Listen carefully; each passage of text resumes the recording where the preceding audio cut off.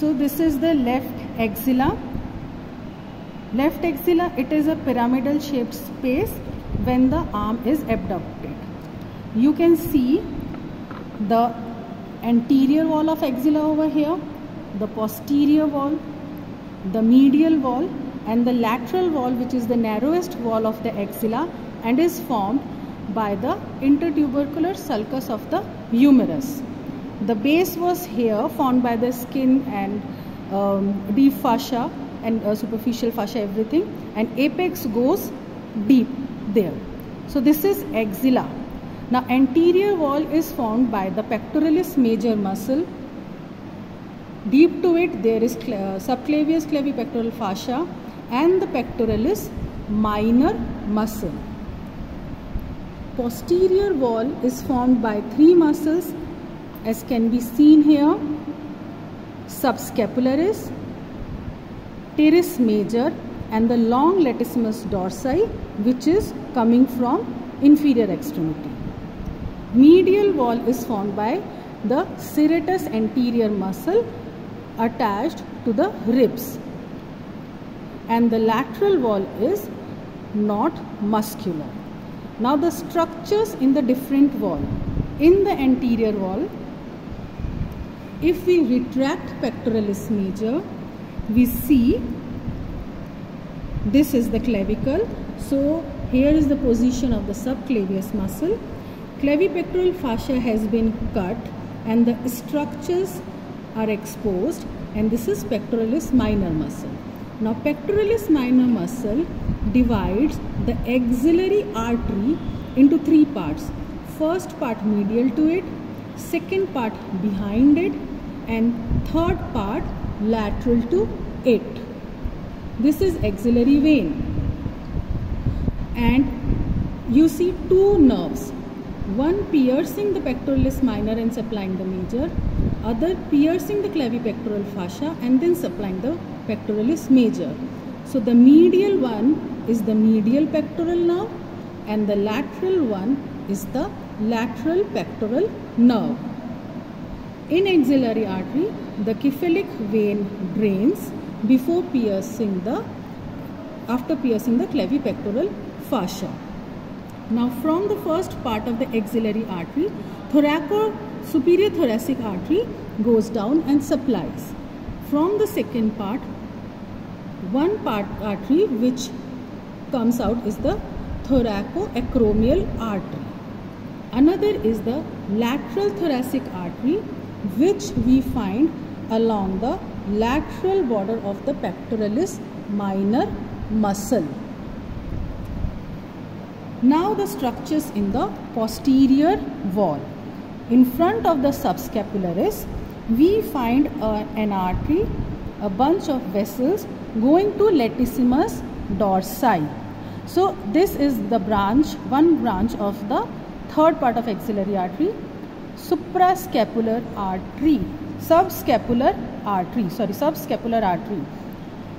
This is accompanied by a nerve. Which is called thoracodorsal nerve. Other branches of the third part of axillary artery we can get after exposing the deeper area. So here we see there are two branches, two arteries going around the neck of the humerus, the anterior and the posterior circumflex humeral arteries. The two nerves, we also find two nerves, one medial to the thoracodorsal, which is the upper subscapular nerve. Another one goes along the lateral margin of the thoracodorsal, and it is the lower subscapular nerve. I cannot see them over here. Now the medial wall. Serratus anterior is supplied by long thoracic nerve, as can be seen over here. In the lateral wall, there are the maximum structures. So how to identify them? First, identify the vessels. So you find a flattened vessel which is a vein. So this is axillary vein formed by continuation of the brachial vein, which in turn is formed by the basilic vein joining with the veni commutatus of the brachial artery. Lower limit of the axilla is the teres major, lower border of the teres major muscle. So medial to this artery, this vein is the axillary vein, and over here this is the brachial vein. Likewise, we look for the thick luminous structure which is reddish in color slightly. This is the artery. So medial to it, this is the axillary artery, and lateral to this fossa, which represents teres major, is the brachial artery. Once we have identified the structures, I will get hold of any of the nerves. Now this is the thickest nerve I can see. I will trace it above, and here I can see the two roots of this nerve, the lateral root and the medial root. The lateral and the medial roots. From the lateral root, another one nerve is going into a muscle. This muscle is coracobrachialis, and the nerve is musculocutaneous nerve. This nerve is musculocutaneous. Then median, and when I stretch it, I get a medial nerve which is called ulnar nerve.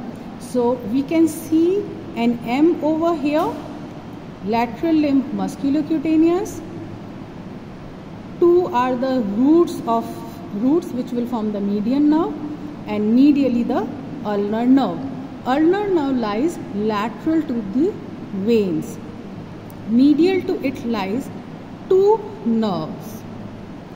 There is medial cutaneous nerve of the forearm, and there is medial cutaneous of arm, which is cut in this case.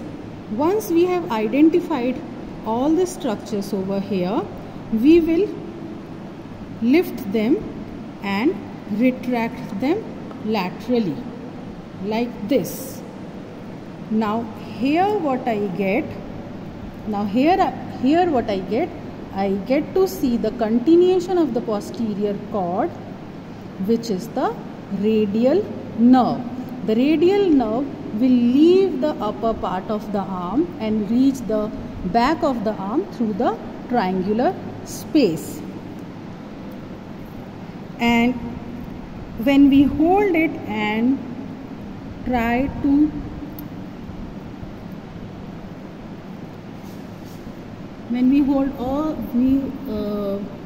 retract all the structures laterally, we see thick nerve going around the neck of the humerus along with the vessels. This is the axillary nerve, part of the posterior wall, and these are the structures of the lateral wall.